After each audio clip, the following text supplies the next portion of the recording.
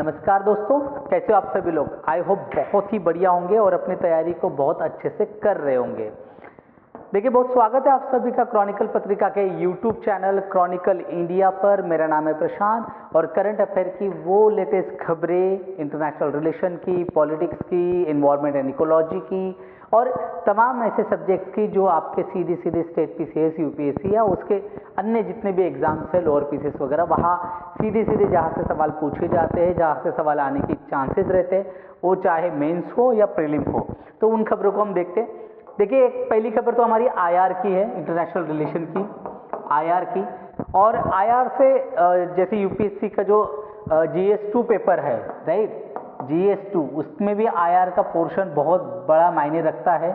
और आपने देखा होगा कि बीपीएससी के प्रीलिम में इस साल एक सवाल पूछा गया था कि डोनाल्ड ट्रंप, अब जो राष्ट्रपति है अमेरिका के, उनको गोली मारी गई थी, मतलब उन पे गोली हमला हुआ था when he was in rally. So उस समय उसकी शहर में वो रैली हो रही थी जहां उनको गोली लगी थी, इस तरह का सवाल पूछा गया। तो आईआर में, जैसे यूपीएससी, मतलब बीपीएससी ने पूछा, यूपीएससी खैर ऐसा नहीं पूछती है, बट बीपीएससी में पूछा गया, स्टेट पीसीएस में पूछ सकते हैं। तो मेरा कहने का मतलब ये है कि आईआर का सेक्शन यूपीएससी से लेके स्टेट पीसीएस तक और बाकी अन्य एग्जाम्स में काफ़ी इंपॉर्टेंट रोल प्ले करता है। एंड दैट्स द रीज़न कि पहली खबर जो प्रधानमंत्री की, हमारे जो मोदी जी है, उनकी जो फ्रांस यात्रा थी, मैं उससे लेकर आया हूँ। मैं आपको उनकी ईवीएस यात्रा के भी डिटेल्स शेयर करूँगा। उससे आपको ना एक तो 2-3 चीज़ें मिल जाती है, वहाँ से आपको कंटेंट मिल जाएगा। और ऐसी यात्राएं जब एक राष्ट्र प्रमुख, एक देश का प्रमुख जो नेता है या प्रमुख इलेक्टेड पर्सन है, लाइक अ प्रधानमंत्री और president, when the other nations official persons like a PM or president, when they visited in India, so it is very important for us. And if our prime minister visit in other nations, so this is very important for our examination. So the first reason, the France,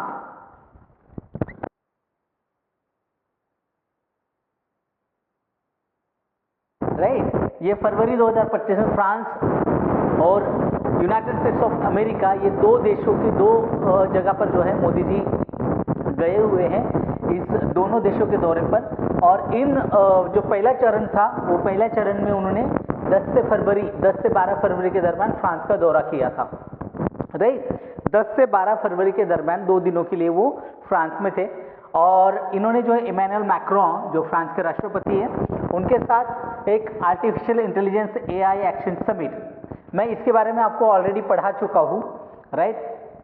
एक artificial intelligence AI action summit जिसे हम कहते हैं, right, AI action summit. AI action summit के बारे में मैं आपको ऑलरेडी एक क्लास में पढ़ा चुका था कि वो क्या है, कैसे होने वाली है। तो उस समय उसका जो तीसरा सम्मेलन था, अंतर्राष्ट्रीय शिखर सम्मेलन, राइट, उसकी सह अध्यक्षता भारत ने की है, मतलब मोदी जी ने की है। Obviously Modi ji is just a representative of India, तो व्यक्ति नहीं, ये भारत ने उसकी सह अध्यक्षता की है। कभी भी language is very important for your mains answer writing. When you praise someone, like, doesn't matter, obviously everyone has a political views, every person has a political views. Maybe I like someone, you don't like, so maybe you like someone, some other leader, but whenever prime minister visited in other nation, so the prime minister is only he is representative of the whole India, not only BJP or Congress or other party, right? तो यहाँ क्या कहा जाएगा कि भाई भारत ने सह अध्यक्षता की, राइट। भारत आर्टिफिशियल इंटेलिजेंस पर जो चौथा अंतर्राष्ट्रीय शिखर सम्मेलन होने वाला है, उसकी मेजबानी करेगा नेक्स्ट ईयर। और भारत की अगर बात करें तो मोदी जी ने जो है वह एस्टोनिया के जो राष्ट्रपति है अलार कारिस और संयुक्त राज्य अमेरिका के जो उपराष्ट्रपति है जेडी वेंस, इनसे भी उन्होंने मुलाकात की है फ्रांस में, राइट। अब अगर बात करें पेरिस एआई एक्शन समिट, ये क्या है, एक क्विक रिकैप हो जाएगा आपका। ये एक शिखर सम्मेलन है जो जलवायु अनिवार्यता के अनुरूप जो हमारी क्लाइमेट चेंज है और पूरा का पूरा ग्लोबल वार्मिंग वाला सेक्शन है, मैं हर बार अपने लेक्चर में इसकी बात करता हूँ। तो एआई का विकास कैसे, उसके अनुरूप विकास कैसे होगा, और साथ ही साथ ऊर्जा दक्षता जो देखिए energy is the source of development, energy है तो डेवलपमेंट है, वो वाला सिंपल है। और एनर्जी ना any forms like that, fuel है, अपनी क्लीन एनर्जी है, लाइट है, सब कुछ है। तो उस पर जो है इस समिट में जोर दिया गया और बात करी गई कि दुनिया को हमें बचाना भी है, आने वाली दुनिया को, आने वाली जनरेशन के लिए अच्छा क्लाइमेट भी देना है। अभी दिल्ली जैसे शहर में और भी मुंबई या बेंगलुरु, कोलकाता, चेन्नई, इन जैसे शहरों में रहने वाले लोगों की आयु वैसे भी 10 साल कम हो चुकी है। तो इस बैकग्राउंड पर दुनिया भर की शहरें बहुत खराब हो रहे हैं, not only India but apart from the other countries also, those countries are belong to western world, okay, they also are facing a very huge climatical changes, they facing a disasters. आपने देखा होगा कि किस तरह से बर्फ पड़ रही है, दुबई में कभी बारिश नहीं होती, दुबई में बाढ़ आ गई, राइट। और ऐसी जगह सारा मतलब जिस रेगिस्तान में कभी बर्फ गिर रही है, अमेरिका में इतना तूफान आया, बारिश आई। तो इन सब चीज़ों को जो है इस पर जोर दिया गया।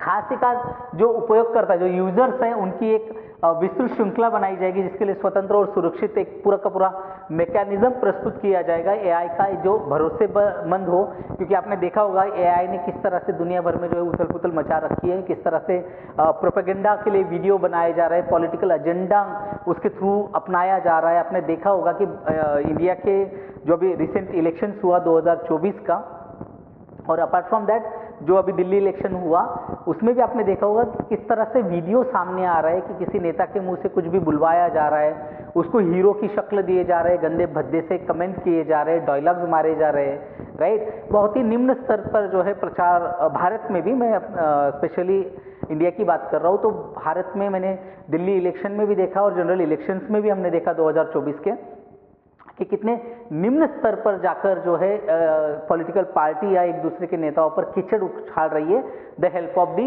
एआई, जो आर्टिफिशियल इंटेलिजेंस का सहारा लेकर इस तरह से वीडियोस बनाए जा रहे हैं जो भारत की राजनीतिक परंपरा का कभी भी हिस्सा नहीं हो सकता।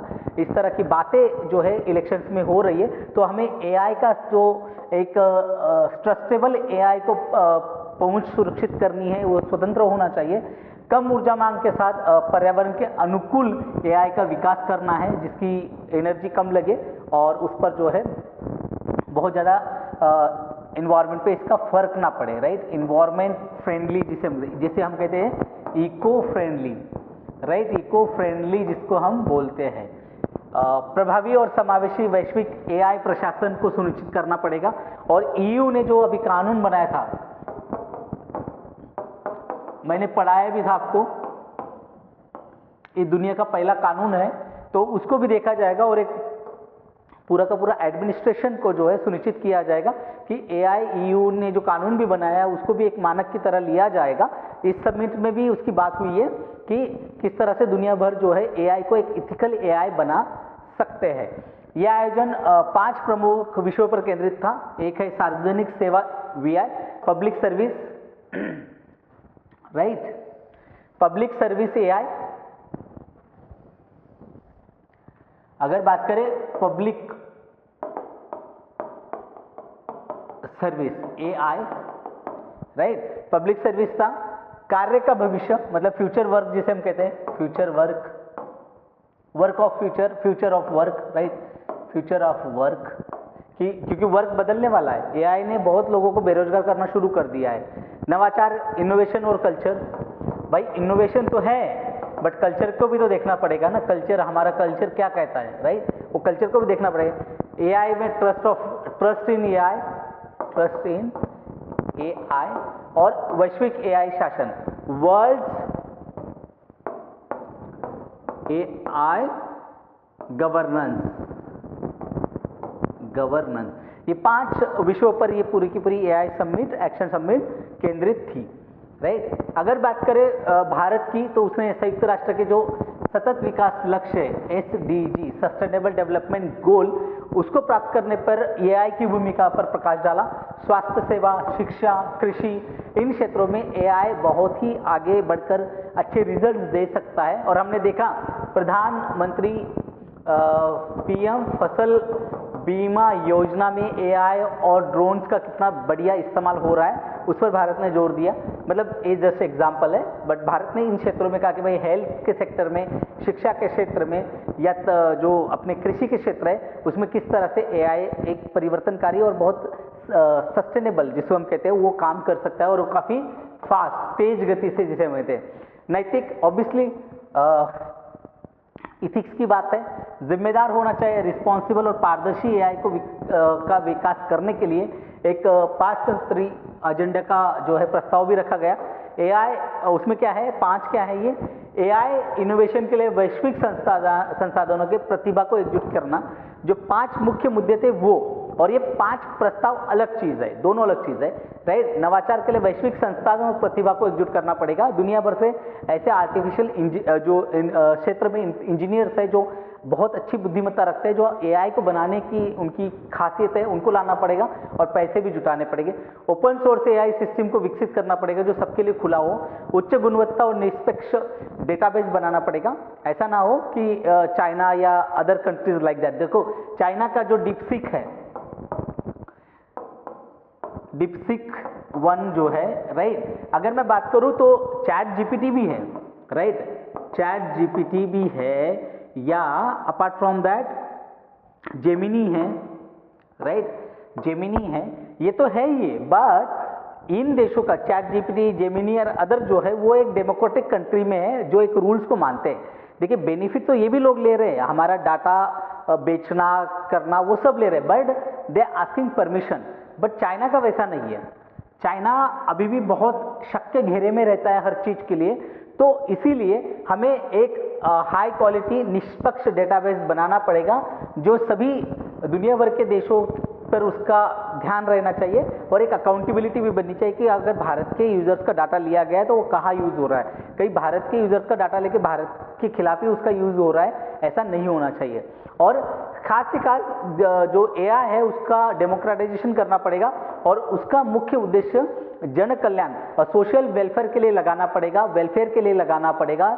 समाज के कल्याण और उत्थान के लिए एआई का उपयोग कैसे होगा और उसको डेमोक्रेटाइज कैसे किया जाएगा। नहीं तो ऐसा ना हो कि आने वाले समय में अपने प्रोपेगेंडा चलाने के लिए, जैसे चाइना जैसे देश है जहां डेमोक्रेसी के नाम पर पूरा का पूरा हुक्मशाही चलती है, एक एकाधिकारशाही चलती है, तो ऐसे देशों के हाथों में अगर एआई जैसा टूल रहा तो पूरी दुनिया में बहुत ही उत्पात मच सकता है। तो उसका डेमोक्रेटाइजेशन करना it is very important for democratisation of AI. Cyber सुरक्षा, ऑब्वियसली साइबर की सिक्योरिटी का बड़ा मसला है, और जो दुष्प्रचार है जिसकी मैंने बात करी, डिप फेक वीडियोज़ वगैरह के, जैसे रश्मिका मंदाना का डिप फेक वीडियो बहुत वायरल हुआ था, और उसके बाद तो आलिया भट्ट, काजोल और वो अपना क्या नाम उसका कटरीना कैफ और कई सारी हीरोइंस के डिप फेक वीडियोज़ आए। ऐसे ही वीडियो मोदी जी, लालू प्रसाद यादव, अपना कई सारे जो लीडर्स है, पॉलिटिकल लीडर्स है जो सार्वजनिक जीवन में जीवन व्यतीत करते हैं, ऐसे लोगों के कई सारे डीप जो फेक वीडियोज़ है वो एआई के माध्यम से ही बनाए गए। तो इन सब चीज़ों को जो है इसको एड्रेस करना पड़ेगा, यही एआई समिट के लिए। भारत के लिए इस शिखर सम्मेलन का क्या महत्व था, विशेष रूप से जो पश्चिम और चीन के बीच जो प्रतिस्पर्धा है एआई के बीच में, उसके बीच में एआई क्षेत्र को लेकर काफ़ी बातचीत हुई, और अब जो है सीधा सीधा चाइना वर्सेस वेस्टर्न वर्ल्ड, ये एआई की एक बड़ी रेस शुरू हो गई। भारत और फ्रांस ने इस बहुत ये जो बढ़ता हुआ क्षेत्र है उसमें अपनी नरम शक्ति प्रदर्शित करने का अवसर प्रदान करता है। ऑब्वियसली मतलब हम लोग जो होंगे, जैसे पहले भी हुआ करता था, चाइना मतलब जैसे मान लीजिए एक साइड अगर रशिया है और दूसरी साइड अमेरिका है, तो इनके बीच में ग्रेट रेस चलती थी, कोल्ड वॉर चलता था, तो भारत ने अपना एक थर्ड फ्रंट बनाई थी, नॉन अलाइनमेंट मूवमेंट बनाई थी। तो उसी तरह जो है भारत चाहता है कि हम ये दो प्रतिस्पर्धात्मक जो खेमे हैं अभी वेस्टर्न वर्ल्ड वर्सेस चाइना, तो उसमें हम एक शांतिपूर्ण भूमिका अदा करें और एआई का उपयोग जो है कमर्शियल के साथ साथ सोशल वेलफेयर, जन कल्याण के लिए कैसे लगाए, सामाजिक उत्थान के लिए कैसे लगाए, इस पर ये अवसर प्रदान करने की बात यहाँ कही गई है। शिखर सम्मेलन में बहुत जो प्रौद्योगिकी क्षेत्र है उसमें भारत और फ्रांस के बीच कई साझेदारियाँ हुई, उसको भी मजबूत करती है, और भारत ने अपनी जो भाषाई जो विविधता है हमारी, उसके अनुरूप अपना एक बड़ा भाषा का मॉडल बनाया LLM, उसको विकसित कर रहा है, उसके बारे में भी यहाँ बातचीत हुई एआई का। तो जो पेरिस एक्शन एआई जो एआई एक्शन का समिट हुई है उसमें भारत का बहुत अच्छी चीज़ है कि भारत में जो पब्लिक प्राइवेट पार्टनरशिप है उसके साथ हम मॉडल एक स्टार्टअप भी शुरू कर रहे हैं। भारत ने बजट में, भारत का जो अभी बजट हुआ है उस बजट में हमने अलग से पैसा रखा हुआ है एआई का एक पूरा का पूरा इकोसिस्टम डेवलप करने के लिए। तो इसीलिए एक कंप्यूटिंग वगैरह जितना भी है उसके लिए मैंने पढ़ाया भी था आपको, इंडिया का एआई मिशन जो है मैंने पूरा का पूरा पढ़ा था। इंडिया ने इंडिया एआई मिशन भी लॉन्च किया हुआ है, उसके माध्यम से पूरा का पूरा एआई पे रिसर्च और विकास उसका डेवलपमेंट पे भारत ध्यान दे रहा है, अलग से पैसे दिए हुए और उसका जो है हमारे माइक्रोसॉफ्ट के साथ टाई अप भी हुआ है। ये सब चीज़ें हो रही है। एआई का प्रशिक्षण, ग्राफिक्स प्रोसेसिंग यूनिट और क्लस्टर सब में सब्सिडी दी जा रही है और देश भर में ट्रेनिंग भी शुरू कर दी गई है। ट्रेनिंग एआई के लिए कॉलेजेस में टीचर्स को, स्टूडेंट्स को, इन सब में महत्वपूर्ण क्षेत्रों में एआई संचालित परियोजना के लिए वित्त पोषण भी शुरू हो चुका है। और पेरिस एआई एक्शन शिखर सम्मेलन में हमने नैतिक, टिकाऊ और समावेशी एआई की बात करी है, उसका विकास करने पर बात करी है और साथ ही साथ शासन और नवाचार में भारत की जो सक्रिय निवेश है वैश्विक एआई परिदृश्य में, इसकी भूमिका को, भविष्य की भूमिका को भारत आकार देने के लिए मजबूती से इस क्षेत्र में उतरना चाह रहा है। इसी क्रम में मैंने आपको बताया भी था कि महाराष्ट्र में पहला एआई यूनिवर्सिटी भी खुल रही है। महाराष्ट्र पहला राज्य होने वाला है जो एआई यूनिवर्सिटी खोलने वाला है, मैंने आपको ये पढ़ाया भी था, आपको याद होगा। 14वीं भारत फ्रांस सीईओ फोरम बैठक भी हुई इसी दौरान और इसमें जो है 11 फरवरी 2024 को पेरिस में 14वीं भारत फ्रांस सीईओ की फोरम बैठक भी हुई और साथ ही साथ इस बैठक में विदेश मंत्री डॉक्टर एस जयशंकर भी शामिल थे और जीन नोएल बैरोट, ये जो फ्रांस और यूरोप के विदेश मामलों के मंत्री हैं और साथ ही साथ फ्रांस के अर्थव्यवस्था, वित्त और औद्योगिक और डिजिटल संप्रभुता के जो नागरिक हैं मंत्री एरिक लोम्बार्ड, इन्होंने भी इस फोरम को इसको संबोधित किया। बैठक में दोनों देशों के शीर्ष उद्योगपतियों ने भी भाग लिया था। भारत के बहुत बेहतर जो बड़े उद्योगपति और फ्रांस के जो बड़े उद्योगपति इस सीईओ की बैठक में आए हुए थे। राइट, IMEC परियोजना भारत और फ्रांस के सहयोग से हो रही है और ये भारत और फ्रांस ने इसकी घोषणा की कि दोनों देश भारत मध्य पूर्व यूरोप कॉरिडोर IMEC इस परियोजना को लागू करेंगे और उसको जारी रखेंगे उस पूरे काम को और इसको कंप्लीट करेंगे। दिल्ली की जो G20 शिखर सम्मेलन हुआ था भारत में, उसके दौरान भारत, अमेरिका, संयुक्त अरब अमीरात, सऊदी अरब, फ्रांस, जर्मनी, इटली, यूरोपीय संघ, इन सब ने जो है भारत मध्य पूर्व यूरोप आर्थिक गलियारा इसकी स्थापना करने के लिए जो एक MOU साइन हुआ था, उसको जो है साइन किया था। इसके ऊपर यहाँ जो है एग्रीमेंट बन चुका था। ये चाइना का जो स्ट्रिंग ऑफ पर्ल पॉलिसी है और चाइना का जो रोड एंड बेल्ट इनिशिएटिव है उनको काउंटर करेगा ये गलियारा, एक आर्थिक गलियारा। एशिया, पश्चिम एशिया, मध्य पूर्व और यूरोप के बीच जितनी भी कनेक्टिविटी है उसको बढ़ाएगा, आर्थिक एकीकरण के माध्यम से विकास कराएगा तीनों खंडों का और ये काफ़ी चल रही जो गतिविधि उसको भी गति प्रदान करेगा। परियोजना का विकास क्या होगा? भारत मध्य पूर्व यूरोप आर्थिक गलियारा, इसके दो अलग अलग गलियारा है, दो अलग अलग। एक भारत को पश्चिम एशिया मध्य पूर्व से जोड़ने वाला पूर्वी गलियारा, राइट, ये पूर्व वाला होगा पूर्वी गलियारा जिसे कहते हैं, और पश्चिम एशिया मध्य पूर्व और यूरोप से जोड़ने वाला उत्तरी गलियारा, राइट। ये नॉर्थ कॉरिडोर है जो एक तो जो है ईस्ट कॉरिडोर जो भारत को पश्चिम एशिया और मध्य पूर्व से जोड़ेगा और फिर एक नॉर्थ कॉरिडोर है जो पश्चिम एशिया को मध्य पूर्व और यूरोप से सीधा सीधा लिंक करेगा। इस परियोजना में UAE, संयुक्त अरब अमीरात और सऊदी अरब के माध्यम से पूरा का पूरा अरब प्रायद्वीप को एक रेलवे लाइन का निर्माण होगा कि पूरा का पूरा अरब प्रायद्वीप जितना भी है उसको एक ही रेलवे लाइन से जोड़ा जाएगा, कनेक्ट किया जाएगा।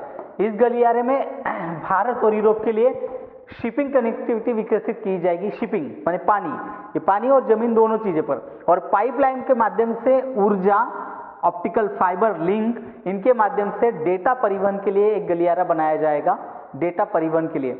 और बहुत बड़ी योजना है जिसमें अंबानी भी शामिल है इस गलियारे में, खास करके समुद्र वाले में। आप देखिएगा बहुत बेहतरीन ये जब बन जाएगा, और मोस्टली देखिए ऑब्वियसली उद्योगपतियों को विलेन बनाने की जरूरत नहीं होती है। उद्योगपति देश के विकास में बहुत बड़ा रोल अदा करते हैं, ये आप हमेशा बात रखें। पब्लिक सेक्टर कितने लोगों को नौकरी, जो गवर्नमेंट सेक्टर है वो कितने लोगों को नौकरी दे देगी, तो भाई हमें जो पब्लिक सेक्टर है अलग जो विकसित करना पड़ेगा, प्राइवेट पब्लिक पार्टनरशिप से विकसित करना पड़ेगा प्राइवेट सेक्टर को, राइट। भारत में अगर किन बंदरगाहों पे जुड़ेगा ये भारत में, ये आर्थिक गलियारा, राइट। मुंद्रा कांडला ये भारत के 2 बंदरगाह है, और जवाहरलाल नेहरू पोर्ट ट्रस्ट यानी कि जो नवी मुंबई में, ये भारत में। यूरोप में क्या होगा, ग्रीस में पीरियस, दक्षिणी इटली में मेसिना और फ्रांस में मार्सिले, इन बंदरगाह को ये जोड़ेगा। मध्य पूर्व में संयुक्त अरब अमीरात के फुजेरा, जेबेल अली और अबू धाबी के साथ ही सऊदी अरब में दम्मम और रास अल खैर बंदरगाह इनमें शामिल होंगे। इजराइल में हाइफा बंदरगाह होगा, और रेलवे लाइन कहाँ बढ़ेगी, पूरे सऊदी अरब में गुवाई फात और हराद, और साथ ही साथ जॉर्डन से गुजरते हुए संयुक्त अरब अमीरात और फुजरे बंदरगाह को ये सीधा सीधा इजराइल के हाइफा बंदरगाह से ये रेलवे लाइन जोड़ेगी। ये बहुत बड़ा नेटवर्क है, जो पूरा का पूरा नेटवर्क चलेगा, इन बंदरगाह को ये यहाँ से जोड़ेगा, राइट। लाभ क्या है, फ्रांस की रणनीतिक स्थिति का भारत को लाभ होगा, यूरोपीय बाजार में सीधी सीधी पहुंच मिलेगी, राइट। ये पूरा का पूरा हम लोग यूरोप बाजार को कैप्चर कर सकेंगे, और व्यापार और निवेश प्रवाह बढ़ेगा, और भारत को इसका बहुत ज़्यादा लाभ होगा, क्योंकि हम मेक इन इंडिया और आत्मनिर्भर भारत को बहुत सी तरजीह दे रहे हैं और आगे बढ़ रहे हैं, और भारत दुनिया का सबसे बड़ा मार्केट भी है, तो ये दोनों आदान प्रदान होगी। IMEC के जो सफल कार्यान्वयन के लिए बुनियादी ढांचे का विकास होगा, लॉजिस्टिक बढ़ेगा, डिजिटल प्रौद्योगिकी आएगी, और फ्रांस की जिसमें विशेषज्ञता है वो विशेषज्ञता भारत के इंजीनियर भी उनके साथ काम करेंगे, तो वो भी सीखेंगे, और भारत भी अपने आप में इन चीज़ों को परिपूर्ण बनेगा, और इसका लाभ भारत को सीधा सीधा होगा। चीन की बेल्ट एंड रोड इनिशिएटिव जो है, बेल्ट एंड रोड इनिशिएटिव, उस मुकाबला होगा। भारत और फ्रांस ये दोनों देश जो है BRI के पीछे, जो चीन का जो दुनिया भर में राज करने का जो एक छुपा हुआ सपना है, उस सपने को, उन इरादों से जो है पूरी वेस्टर्न वर्ल्ड भी डरा हुआ, मतलब डरा हुआ वर्ड शायद सही ना हो, but they aware about that, okay. The hidden intention of China to rule over the world, so उसके लेकर जो है पूरे का पूरा ये जो IMC है इसका लाभ उठा सकते हैं, और हम इसको एक वैकल्पिक मॉडल के तौर पर सामने रख सकते हैं। ITER ये जो है कैडरेचे, ये प्रधानमंत्री नरेंद्र मोदी और राष्ट्रपति इमैनुअल मैक्रॉन, इन्होंने एक कैडराचे में जो अंतर्राष्ट्रीय थर्मोन्यूक्लियर प्रायोगिक रिएक्टर ITER इसका दौरा किया, और ITER की अगर बात करें, उसके जो महानिदेशक है उन्होंने PM मोदी और फ्रांसीसी राष्ट्रपति का इन्होंने स्वागत किया ITER के, और प्रधानमंत्री नरेंद्र मोदी ने जो है ये इस परियोजना की जो काम करने वाली टीम है उसकी सराहना भी की, उनसे मुलाकात भी की, और ये अपने आप में एक किसी राष्ट्राध्यक्ष और सरकार के प्रमुख द्वारा ITER का वहाँ पर जाकर दौरा करने की ये पहली ही घटना थी। तो ये बहुत ऐतिहासिक पल था कि किसी भी राष्ट्राध्यक्ष और PM ने ये द्वारा किया गया ये पहला दौरा भी हुआ ITER का, राइट। ITER की अगर मैं बात करूं, ये टोकामक अवधारणा पे काम करती है, जहां 2 हाइड्रोजन आइसोटोप ड्यूटेरियम और ट्रिटियम की प्रतिक्रिया मिलकर ऊर्जा उत्पन्न होती है। यहाँ एक आर्टिफिशियल सूरज बनाया जा रहा है, आपने सुना होगा इस परियोजना के बारे में। टोकामक एक प्रायोगिक मशीन है जो सलाइन की ऊर्जा को नियंत्रित करता है, उसके लिए करी गई है। यहाँ एक आर्टिफिशियल सूरज बनाने का काम हो रहा है। अंदर की बात करें, टोकामक के अंदर को एक बर्तन की दीवार पर परमाणु के सलाइन से बनी ऊर्जा को अवशोषित करती है, और एक पारंपरिक बिजली संयंत्र की तरह, जो एक पारंपरिक बिजली संयंत्र की तरह जो जनरेटर होता है उसकी तरह वो गर्मी का जो उपयोग है उसको टरबाइन और जनरेटर के माध्यम से भाप यानी स्टीम और फिर बिजली का उत्पादन करने के लिए ये करेगा। ये बहुत ही नेचुरल तरीके से जिस तरह से बिजली बनती है उसी तरीके से बिजली बनाने की आर्टिफिशियल सूरज के द्वारा जो है ये बिजली बनाने की बात कर रही है। अगर ये बिजली बन जाती है तो दुनिया भर में बहुत ही फायदा होने वाला है। यहाँ दुनिया भर की सर्वश्रेष्ठ वैज्ञानिकों की टीम काम कर रही है और एक धरती पर ही छोटा सा कृत्रिम आर्टिफिशियल कृत्रिम सूर्य बनाने की ये कोशिश कर रही है। ITER प्रोजेक्ट का उद्देश्य पूरी दुनिया में स्वच्छ ऊर्जा क्लीन एनर्जी देने का है, जिससे और वो अनइंटरप्ट असीमित सप्लाई की जा सके, जिसमें कभी भी बिजली ना जाएगी और पर्यावरण का नुकसान भी नहीं होगा। विज्ञान की बात करें तो सूरज और दूसरे सितारों में न्यूक्लियर फ्यूजन से ऊर्जा उत्पन्न हो सकती है, होती है, तो वही कॉन्सेप्ट पे लोग काम कर रहे हैं। अगर बात करें ITER प्रोजेक्ट के जरिए अगर न्यूक्लियर फ्यूजन की प्रक्रिया को पूरी की पूरी धरती पर कृत्रिम रूप से ये करने का प्रयास में ये लोग लगे रहे, जिसे बिग बैंग थ्योरी कहते हैं कि भाई दो उत्पन्न हुए, जैसे पृथ्वी ऐसे उत्पन्न हुई, ऐसे कहा जाता है ना कि दो परमाणु टकराए और इससे वैज्ञानिकों ने कहा कि ये जो कृत्रिम न्यूक्लियर फ्यूजन होगा उसके जरिए किसी भी तरह जो हानिकारक गैसों का उत्सर्जन नहीं होगा और इससे पर्यावरण को कोई नुकसान नहीं पहुंचेगा, ऐसा कर रहे हैं। पर पूरी दुनिया डरी थी कि भाई कहीं पूरी दुनिया का अंत ना हो जाए, क्योंकि एक न्यूक्लियर बॉम्ब फटने से पूरा हिरोशिमा और नागासाकी मतलब दुनिया के नक्शे से गायब ही हो गए, इस तरह से हो चुका था। तो ये अगर फटा इतना बड़ा तो पता नहीं दुनिया बचेगी कि नहीं बचेगी, ऐसी शंकाएं जो है उपस्थित की जा रही थी, मगर यहाँ के वैज्ञानिकों ने सीधा सीधा भरोसा जताया कि ऐसा कुछ भी नहीं होगा। 1985 के बाद जो अंतर्राष्ट्रीय संयुक्त प्रयोग थे उनके विचारों के बाद जो हजारों इंजीनियर यहाँ जुटे और वैज्ञानिक इस डिजाइन को योगदान दे रहे हैं। 2005 से ये योजना पूरी दुनिया में लागू हुई है, पूरी दुनिया की सबसे बड़ी अंतर्राष्ट्रीय विज्ञान सुविधाओं के साथ में से एक बनने की उम्मीद है और ये बन भी गई है। भारत और फ्रांस के बीच के कई समझौते हुए 2026 को नवाचार का Bharat France innovative year of 2026 इस लोगों का लोकार्पण भी किया गया। डिजिटल साइंस के लिए इंडो फ्रेंच सेंटर की स्थापना की गई, मतलब उसका आशय पत्र हुआ।